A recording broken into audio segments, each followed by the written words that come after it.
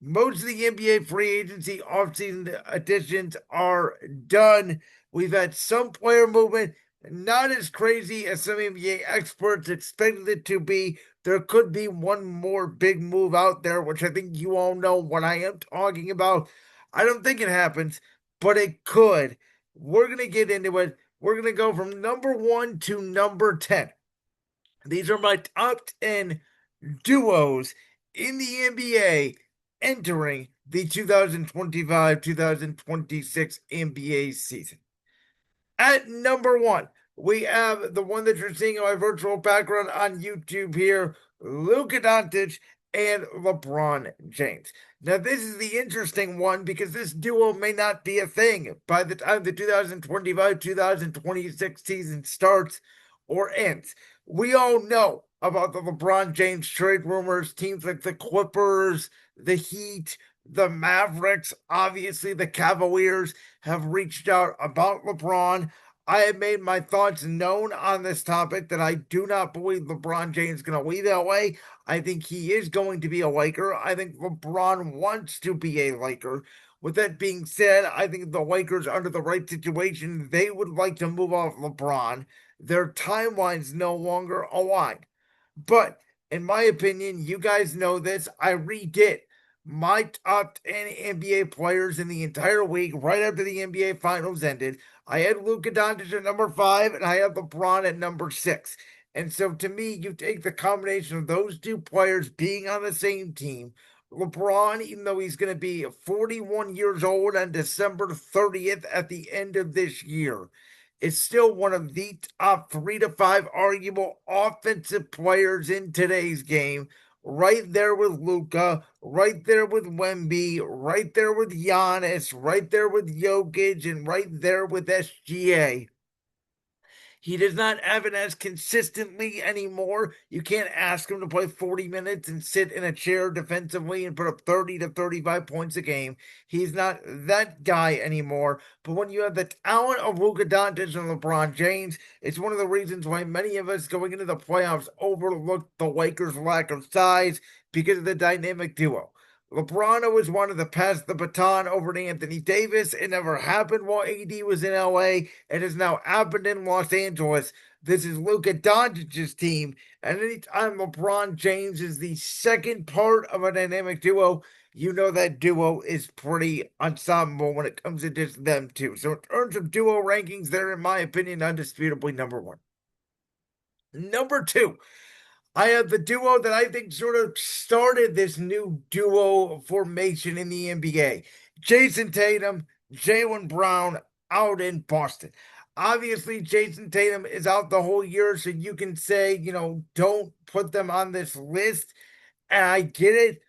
But also, again, if we're just ranking duos, as healthy or not, these are just the best, duos of the league, assuming when Tatum comes back, he's healthy. These guys are easily what you would want in a duo because they are essentially the same player. Now, I've said I think Jaylen Brown is more clutch than Jason Tatum. I think Jaylen Brown plays bigger in the key moments and in bigger games than Jason Tatum has. And I've sort of discredited Jason Tatum. Everybody thinks Jason Tatum's a top 3 player in the league. You know me. I don't even have him in my top 10. But I do think this injury to Jason Tatum is going to determine who's right. Am I going to be right that the Celtics are going to be just as good or maybe just a tiny bit worse without Jason Tatum, but there's not going to be this dramatic drop off?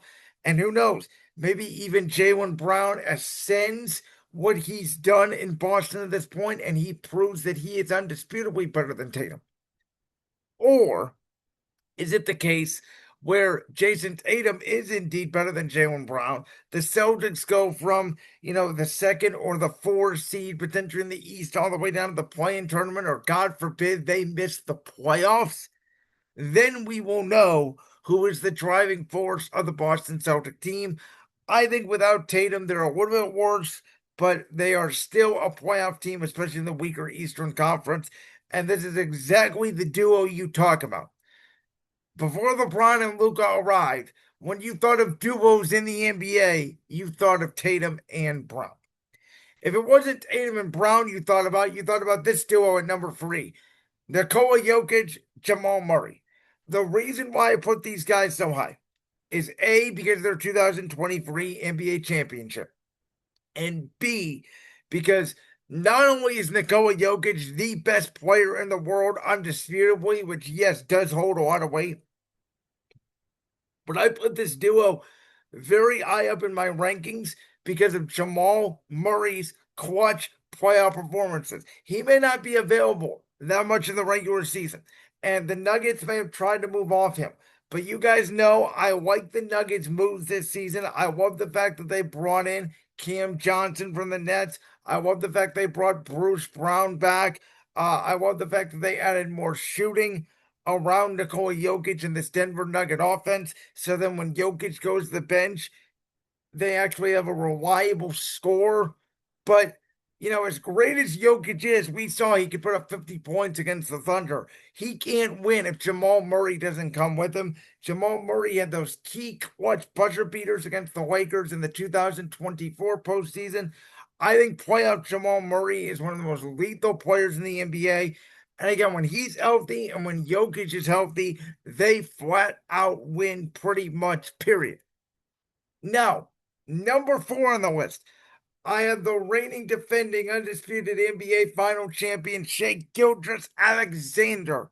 And take your pick of either Jalen Williams or Chet Holmgren, because one of the reasons why I had this duo at 4 and not above Jokic or Murray or above Tatum and Brown is because I don't know who that number 2 player is on the Thunder. Jalen Williams was, Robin to SGA's Batman in game 5 of these finals. He had 41 points. But Jalen Williams did not have a great series. As great as Shai Gilgeous-Alexander was and deserved the regular season MVP and deserved finals MVP and had a historic season, overall in the NBA finals, I would say he played good, not great. Where over half of his points did come from the free throw line. So if you're going to call SGA a free throw merchant, that is one of the reasons that fans, point to those statistics. And then Chet Holmgren, who is supposed to be a unicorn, has dealt with injuries throughout his career. But man, defensively, especially in game 7, those 5 key blocks, he is able to at times knock down the outside shot. When he gets some weight on him, I think he's going to be a massive force. Now, whether he has that killer instinct in him to become a top 5 or top 10 player in this sport, I don't know yet. But it sort of felt like all the stars aligned for OKC, in my opinion, and I need to see them duplicated again before I put SGA, Jalen Williams / Chet up above Jokic and Murray. Now, number 5, a little bit of a projection on my part, but I have Donovan Mitchell and Evan Mobley. And if you noticed, if we take Jason Tatum out of the equation this year, for me, again, outside of Tatum and Brown, who went healthy, but we're talking about this year, Mitchell and Mobley should be the best duo combination in the Eastern Conference, which means there should be expectations for my hometown Cleveland Cavaliers to win the Eastern Conference and to make the NBA Finals for the first time without LeBron James on its roster. Now, Donovan Mitchell has been a phenomenal regular season player throughout his career, even in Utah and in Cleveland, and he's even raised the bar for both of those franchises. The problem you have with Mitchell is when his team is not favored and when he's the underdog, he can sometimes disappear in big playoff games. And as great as Mitchell is, and as much people want to put him in club superstar and say he's a top 10 player in the league, he has not made the Eastern Conference Finals in his career. And I've been saying over the summer here that in order for the Cavs to take that next step, I believe Evan Mobley needs to become their best player. I think we saw huge strides in progression last year from number 4, the Cleveland Cavaliers. Like Chet Holmgren, he is a little bit skinny. But I think with Jared Allen next to him, he's beginning to grow his man body. We saw a little bit of the Draymond Green point forward-esque offense they were running last year with Evan Mobley. I think another year under his belt, he will be more comfortable. He is now obviously acclimated to the NBA physicality. This is now the 3rd straight year in the playoffs. The Cavaliers have been bullied and pushed around in April and May. I think Evan Mobley becomes an absolute weapon, especially in the regular season, and I think he can develop into a potential NBA MVP candidate down the line. You add him with Donovan Mitchell's already special skills. Yes, they are a top five duo in the league and the top duo for at least next year in the Eastern Conference. Number six, this duo has not played a game together, but I'm already putting them up there because, again, this is projectional. Kevin Durant and Ahmed Thompson in the Houston Rockets. I know some people are not as high on the Rockets as I am. I think Kevin Durant is the absolute perfect fit for this Houston Rocket team. Last year, the Rockets got a taste of what a good regular season team is like, kind of similar to the way Oklahoma City did 2 years ago when they got bounced out by the Mavericks and Luka Doncic in the second round. In my opinion, Kevin Durant gives Houston exactly what Jalen Green did not, a go get a bucket guy. And I think Ahmed Thompson, the way he played last year alongside Sengun, who I don't think Sengun's a superstar. I think he's very similar to Chet Holmgren. I think he's a star. I think on a championship team, he could be your number two guy. But I think the Rockets look at Ahmed Thompson like, oh my God, he is going to be the next superstar in this league. And in a year or two, I think he's going to reach that level. And I think Ahmed Thompson has tremendous leadership skills. And Durant was brought in there. I know the Rockets are young, but they have veterans like Steven Adams, like Dylan Brooks. They're not going to ask Durant to lead this team. They're going to ask him to go get a bucket, and they're not even going to ask him to be the number one scoring option on this team. Ahmed Thompson is going to be. So I think the Rockets are going to be really freaking good, and I think Durant and Ahmed Thompson are going to click together right away. They're two big wings. I love the pairing, and I think they're going to be dynamic and hard to stop.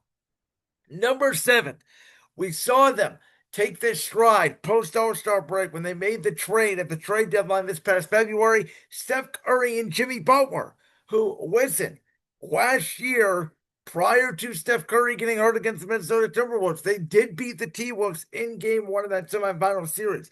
They were right there with the Los Angeles Lakers, a top 2 free team right behind Oklahoma City going into the playoffs in terms of record-wise post All-Star break.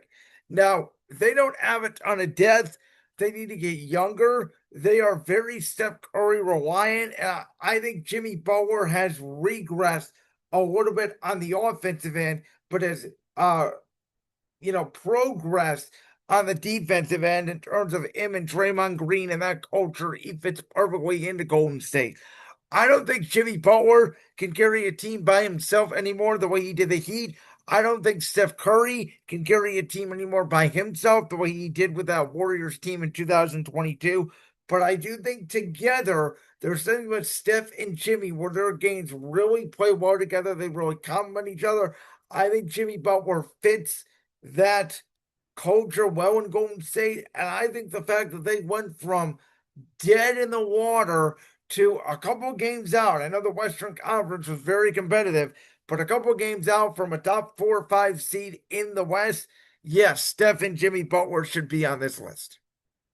Number 8, another duo that has not played a single game together. Cooper Flag and Anthony Davis down there in Dallas. And again, this is projection. This is without Kyrie Irving. And if Kyrie Irving was still on there, I think you could say Cooper Flag and then / Anthony Davis / Kyrie Irving, whichever one you wanted to pick out of those two between Kyrie and AD. But I do think Cooper Flag could be the next great American basketball player. I think Jason Kidd is going to put the ball in his hands at the point forward a lot. I think Cooper Flag is going to walk into this league. And don't forget, folks, a lot like Caleb Williams when he got drafted by the Chicago Bears, Cooper Flag is not going to the worst team in basketball. The Dallas Mavericks were one game away last year from making the playoffs. And that was even after the Luka Doncic trade. And so Cooper Flag, I think, is going to walk in there right away. I know he's not even 19 years old yet, but he's 6'9". He's got an NBA body. He's a tremendous passer, and I think he's going to impact winning on the Dallas Mavericks right away. And I do think there is a chance Dallas could be a top 5, 6-ish seed. But I think Flag and AD, as long as AD is healthy, they're going to be dynamic on the court together. Number 9. Now, I would put this duo a little bit higher if I actually felt like they had a real chance of winning. And I mean going far in the postseason. That's Giannis and Miles Turner. I know Giannis is mad. He didn't want to get rid of Damian Lillard in Milwaukee, even though Damian Lillard wasn't going to play this year. He's friends with Brook Lopez, and the Milwaukee Bucks have essentially blown up their roster, and they don't have a lot of guards right now. And I get it. But look, I would have put Tyrese Haliburton and Miles Turner on this list if Miles Turner was still in Indiana. I don't know if Tyrese Haliburton and Pascal Siakam are a dynamic duo, going off the fact that Halliburton is going to miss, the whole year, and we don't know truly how good Pascal Siakam is. You know, Pascal Siakam's a very interesting player, but I think Miles Turner is a very solid NBA player. I think he's underrated. I thought he was the second best player on the Pacers last year behind Tyrese Haliburton, and I think he's going to do that with Giannis, and I think he can rim protect, he can shoot the three, and with Giannis's length, I think Milwaukee is going to be a very good defensive team. Now, are they going to have enough shooting to stop a team like Cleveland? Probably not. Even maybe an Indiana team, maybe without Halliburton and Turner. Who knows? I do feel like Indiana sort of takes a step back next year, which is why I didn't include Halliburton and Siakam on this list. But I like the Giannis and Miles Turner pairing more than most do.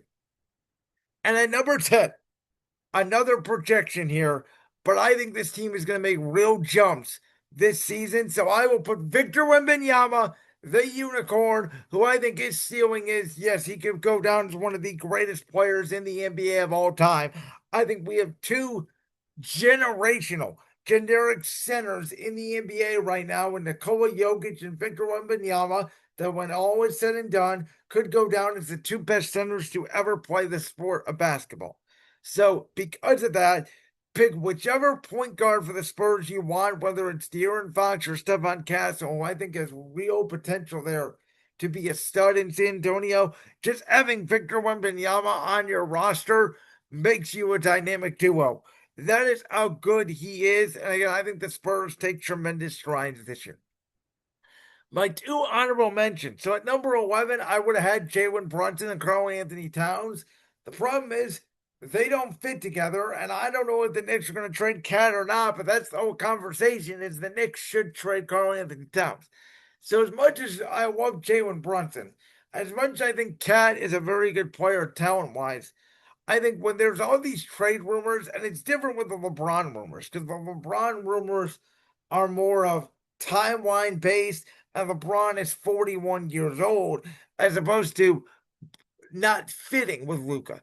Where Brunson and Cat, the conversation really is about fit. And that's where I struggle because I think the Knicks down the stretch last year were too Jalen Brunson dependent, and Karl-Anthony Towns did not give them enough scoring punch to make them a top 10 duo in the league. And at number 12, I would put Kawhi Leonard and then throw James Harden or Bradley Beal, the new Clipper, whichever one you want to throw in there. The issue with this team is you can't trust that James Harden or Bradley Beal to stay healthy or be in the playoffs.